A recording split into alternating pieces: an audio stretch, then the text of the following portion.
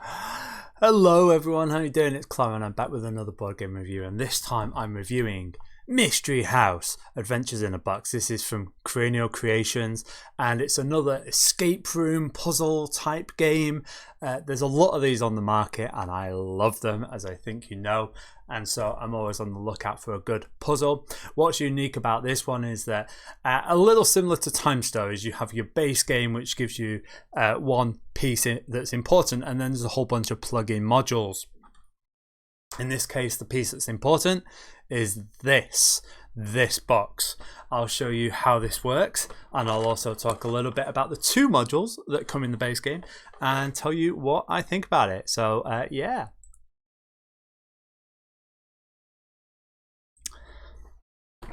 So yes, Mystery House. Whoop. So like I say, it's another escape room in a box, and I think I've played quite a few of these now. So not massive fan of the unlock games. I think they're alright, but not really for me. I think the Deckscape ones are cool, but the exit ones I love. Right, I love the exit games, and there's an awful lot of exit games, so it's a good job I like those ones because there's definitely more of them than anything else. This one, so like I say, the thing that's unique about this one is that it's a bit. The base game has this box, a bit like Time Stories, and you use this with the modules. So the way it works is that you have these in each module. You'll get some clue cards, and you also get these what are effectively walls. So at the start of the game, and it only takes a couple of minutes to set up, so it's not too bad, and what you do is you figure out where these go. So this is E1, there's a spot that says E1 and you plug it in. So now you have your wall. So altogether you've got this maze. So in the case of the Labyrinth, it's a literal maze, and in the case of Mystery House, it's a building. And this is really clever. So what you do is you go around and you look at all these different things, and it's like, okay, well, and I'm doing this spoiler free, so this is all stuff you see straight away. But okay, so I can see on M6 there's a door. So what you do is there's an app that goes along with this. So you open up the game and you say M6, and then you choose the door, say, and it'll tell you there's a door, you need a key. But later on it might be that, you know, you look at a statue and it's like, oh, there's a key in its hand, and you look at the statue and it says, yeah, you can take the key. Perfect. So then you go back to the door and you put in M6 door key, and it'll tell you that you can unlock it or not. Maybe you've got the wrong key. And so that's wonderful. So in some ways you're going through and you're trying to find objects. So you're looking to see what you can see. And then hopefully you're picking up object cards as you go along, and they'll help you get further through the maze. So say you open that door, I can't remember, M6, say you open the door, and so the app might say, okay, you've opened the door. So then you take that away. So now you can see further through the maze. And so it means that you're opening it up as you go along.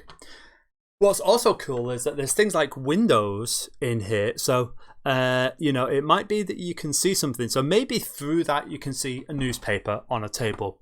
But if you put that into the app, it'll say, well, you can't get to it. You can't pick it up. You're not close enough. But maybe there'll be a clue on a wall in a painting or something like that, and that'll help you solve a 6-digit code maybe further down the line.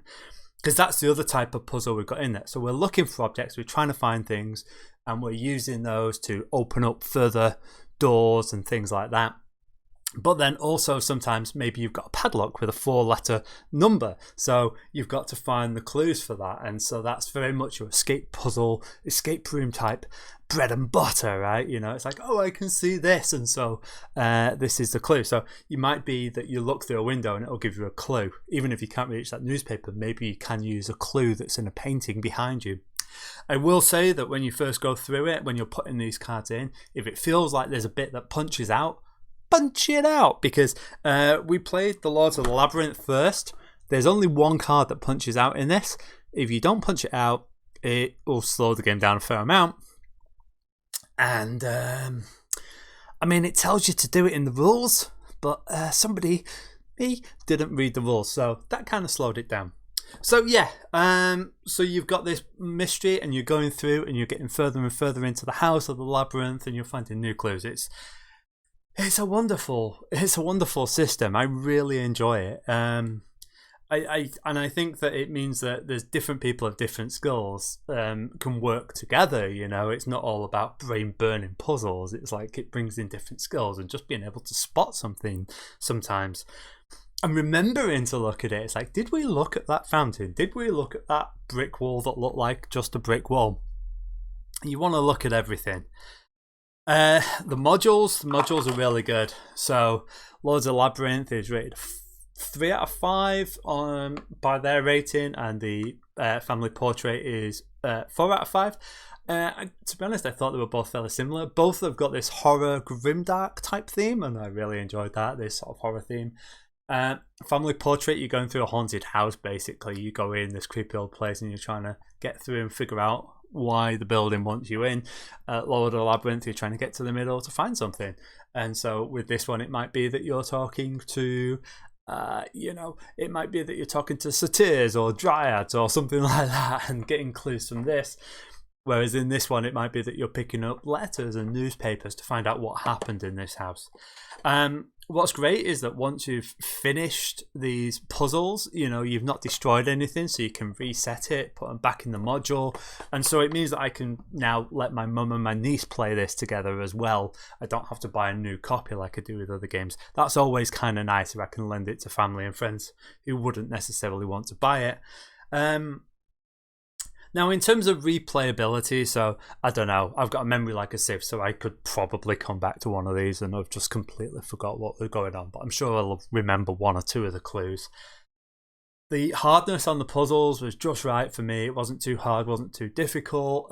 Everything that you've got to spot, I thought it was reasonable to spot. There was nothing where I'm like, I can't see that. It says it, but I can't see it.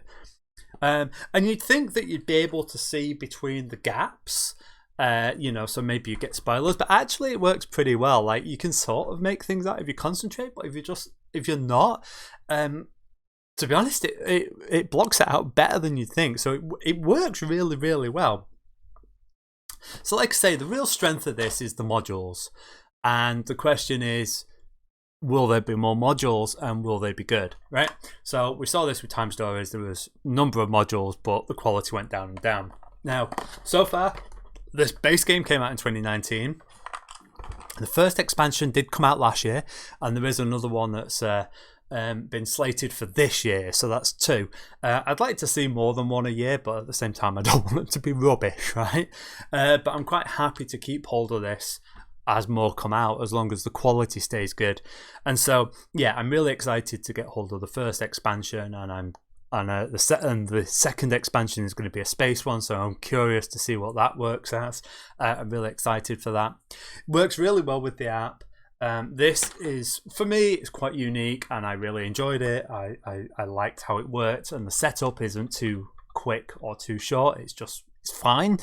And yeah, like I say, I loved the puzzles. It was just really good fun. So big fan of this. Definitely, if you like your escape room type games, Mystery House from Cranio Creations, pick it up. It's brilliant, and it wasn't too expensive either. It was a good price point. So yeah, till next time, take care and bye.